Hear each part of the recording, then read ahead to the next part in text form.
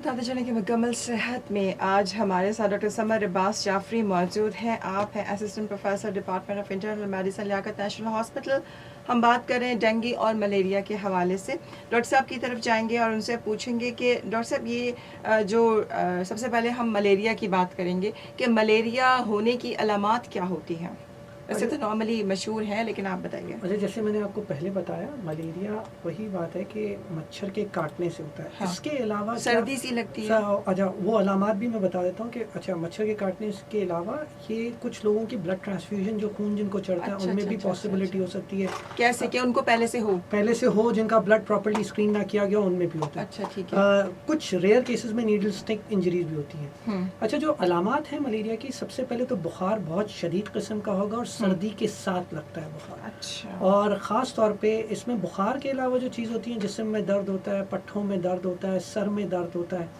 अगर ये मलेरिया और ज़्यादा एडवांस हो तो ये मलेरिया जिगर को भी मुतासर करके पीलिया के साथ भी प्रेजेंट कर सकता है। अच्छा। गर्दन तोड़ बुखार की तरह भी प्रेजेंट कर सकता है। अच्छा। गुर्दों को भी मुतासर कर सकता है। तो अगर अच्छा। बर वक्त पता नहीं किया गया, और कुछ लोगों में पहले ही हमें इसी तरह ही पता चलता है कि वो पीलिया हो रहा है, दिमाग गर्दन तोड़ बुखार है, तो नॉर्मली बुखार, जिस्म में दर्द, सर में दर्द, आपके पेट में दर्द, उल्टी, मोशन, ये करवा सकता है। इसके अलावा अगर ये एडवांस ज़्यादा हो जाए तो गर्दन तोड़ बुखार की तरह और पीलिया की तरह या गुर्दे मुतासर होने की सूरत में भी प्रेजेंट कर सकते हैं। ठीक है। अच्छा, डेंगू की सेम अलामात होती हैं, क्या होता है उसमें? ऑलमोस्ट डेंगू भी तकरीबन इसी तरह ही आता है, लेकिन डेंगू में थोड़ा सा चेंजेस ये होती हैं कि डेंगू में आपको जो बुखार होता है, बुखार के साथ इसका, डेंगू का दूसरा नाम ब्रेक बोन फीवर भी कहते हैं। अच्छा, ऐसा दर्द होता है जैसे कि आपको हड्डी किसी ने तोड़ दिया है, हड्डी टूट गई, तो ब्रेक बोन फीवर इसका नाम है। अच्छा। दूसरा, इसमें सर का दर्द होता है, लेकिन इसका जो हॉलमार्क फीचर कहते हैं, वो कहते हैं कि आंखों के पीछे दर्द होता है। लाइक इसको कहते हैं रिट्रो ऑर्बिटल, यानी आंखों के पीछे वाले हिस्से में, सर में दर्द होता है। बाकी वही बात है कि जोड़ों में दर्द, पट्ठों में दर्द, पेट में दर्द, हो सकता है कि मोशन करवाए। अच्छा, अगर ये एडवांस होता है तो ब्लीडिंग के साथ भी लोग आ सकते हैं। अगर ये ज़्यादा हो गया, खून के खलिए कम हो जाए, जिसको हम प्लेटलेट्स कहते हैं, अगर वो कम हो तो वो लोग ब्लीडिंग के साथ भी आते हैं। कहीं से भी ब्लीडिंग हो सकती है। अच्छा। नाक से, कान से, मुंह से, बड़े पेशाब, छोटे पेशाब, और ख़ास तौर पे ख़वातीन में साइकिल के थ्रू भी जो है वो ज़्यादा ब्लीडिंग हो सकती है।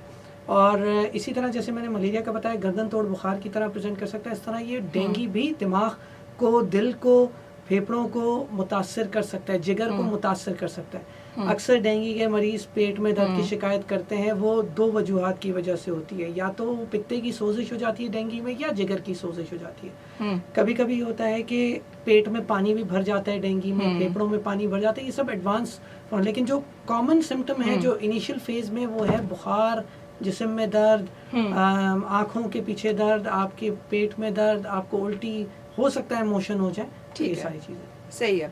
अच्छा, ये बताएं डॉक्टर साहब कि वो कौन सा वक्त होता है जिस वक्त प्लेटलेट्स लगाने चाहिए? अच्छा, ये बहुत अच्छा सवाल आपने किया। देखिए, मलेरिया हो या डेंगू हो, दोनों में प्लेटलेट काउंट दोनों में लगते हैं? दोनों में नहीं, दोनों में नहीं लगते। कब है वो मैं आपको बता रहा हूँ। लेकिन मलेरिया, डेंगू, एक प्लेटलेट्स होते हैं हमारे, एक खून के खलिए होते हैं जो खून जमने की सलाहियत मौजूद करते हैं। नॉर्मल होते हैं 1.5 लाख से 4 लाख, 1.5 लाख से 4.5 लाख। अच्छा, मलेरिया में भी प्लेटलेट काउंट कम होते हैं, लेकिन डेंगू में जो प्लेटलेट काउंट है वो अच्छे खासे कम होते जाते हैं। जैसे ही 6-7 दिन, 8 दिन होते हैं, वो गिरते जाते हैं। वैसे भी प्लेटलेट्स बड़े मशहूर रहे हैं, कम होना और ज़्यादा होना। जी, कम होना, ज़्यादा होना, बिल्कुल। तो जो डेंगू में जो प्लेटलेट्स हैं, अगर आप बात करते हैं, हम कुछ 2 स्कूल ऑफ थॉट्स हैं। वो एक कहते हैं कि प्लेटलेट ट्रांसफ्यूज़ करें ही ना, लगाएं ही ना। लेकिन कुछ कहते हैं कि 10,000 से कम पे प्लेटलेट्स आप लगा दें। दूसरा तरीका ये होता है कि या कहीं से ब्लीडिंग हो, चाहे वो 20,000 हो या 25,000 हो, तो आप प्लेटलेट्स लगा दें, ताकि जो खून जमने की सलाहियत कम हुई हुई होती है प्लेटलेट की कमी की वजह से, वो प्लेटलेट लगा के आप पूरा कर सकें। लेकिन एक चीज़ याद रखिएगा, कुछ लोग ये भी सवाल करते हैं कि डॉक्टर साहब, आप इंतज़ार क्यों कर रहे हैं प्लेटलेट कम होने का, अभी क्यों नहीं लगा देते? तो देखिए, होता ये है कि अंदर जाके प्लेटलेट्स टूट ही जाने, क्योंकि आपकी एंटीबॉडीज़ बनी हुई होती है, तो आपके अपने टूट रहे होते हैं, तो हम ज़रूरत के तौर पे ही देते हैं। कुछ एक स्कूल ऑफ थॉट, जैसे मैंने कहा, कि वो कहते हैं कि प्लेटलेट्स लगाएं ना, पानी का बैलेंस बराबर रखें। और जी। उसमें भी फिर प्लेटलेट्स की भी बात आती है कि 2 किस्म के प्लेटलेट्स हैं, कौन से लगाने चाहिए, कौन से नहीं लगाने चाहिए।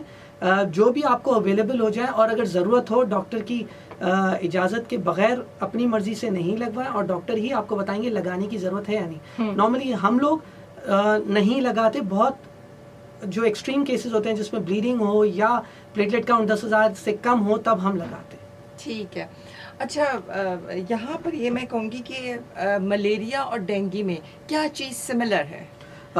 मलेरिया और डेंगू में काफ़ी चीज़ें सिमिलर हैं। अगर हमारे पास बुखार जिस तरह पेशेंट प्रेजेंट करता है, सर्दी के साथ आता है, और नॉर्मली हफ्ता 2 हफ्ते के अंदर ही लोग प्रेजेंट कर रहे होते हैं, तो विद इन अ वीक अगर नॉर्मली प्रेजेंट करते हैं, नॉर्मली हम जब भी देखते हैं तो हमारे एरिया, एक तो हमारा जो पॉपुलेशन वाला एरिया है, इसमें दोनों चीज़ें कॉमन है। सिम्टम ऑलमोस्ट सिमिलर है, बुखार है, सर का दर्द है, पट्ठों का दर्द है, जिस्म का दर्द है, ये सारे सिम्टम सिमिलर है।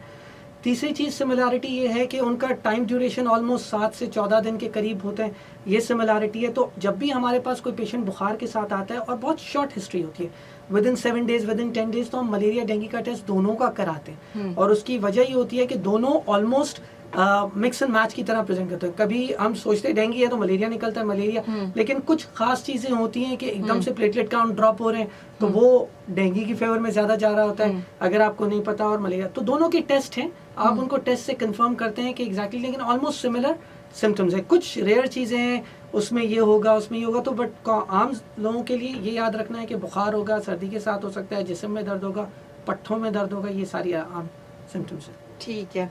अच्छा, डॉक्टर साहब, ये इंक्यूबेशन पीरियड क्या होता है? अच्छा, बहुत ये एक इम्पॉर्टेंट सवाल है, प्रॉब्ली आम लोगों के लिए शायद अंदाज़ा ना हो, लेकिन हम जब भी मरीज़ आता है तो हम दिन पूछते हैं। इंक्यूबेशन पीरियड बेसिकली कहते हैं किसको है कि आपकी बॉडी में या आपके सिस्टम में वायरस या बैक्टीरिया या वायरस या पैरासाइट का, मलेरिया इज़ अ पैरासाइट जिसकी वजह से होता है, मलेरिया इज़ अ डिजीज़ जो कि पैरासाइट की वजह से होता है, और डेंगू वायरल लाइक इलनेस है जो वायरस की वजह से होता है। दोनों सूरतों में बॉडी में एंटर कब हुआ, और एंटर होने के बाद उसने अलामात कब से शुरू की। तो नॉर्मली जो हर किसी के अपने अपने मलेरिया की जो 4 मुख्तलिफ किस्में जो कॉमन हैं, उनका अलग अलग इंक्यूबेशन पीरियड है कि जब सिस्टम में एंटर हुआ और अलामात कब से शुरू हुई। तो एवरेज याद रखें 2 हफ्ते, मैक्सिमम 7 दिन से 14 दिन। इसी तरह डेंगू का भी ये है कि 7 दिन से 14 दिन। जब आप प्रेजेंट करेंगे, जब आपको बुखार होगा, तो उससे तकरीबन 7 दिन पहले से लेकर 14 दिन पहले तक आपको मच्छर ने काटा होगा, या आपको 7 दिन 14 सिस्टम में आपकी बॉडी में वायरस या पैरासाइट पता नहीं चल रहा होता, पता नहीं चला, वो फिर वो अफेक्ट करता है, जब जिगर को मुतासर करता है या डिफरेंट खून में आता है, तो फिर वो सारी चीज़ें अफेक्ट करना शुरू होता है। तो डेंगू अर्लीस्ट में अर्लीस्ट 3 दिन में प्रेजेंट कर सकता है, और लेट में लेट 15-20 दिन में प्रेजेंट कर सकता है। इसी तरह मलेरिया की एक किस्म जो है वो 35 दिन तक के बाद भी प्रेजेंट कर सकती है। तो एवरेज याद रखें 7 दिन से 14 दिन, बड़ा आम सा है।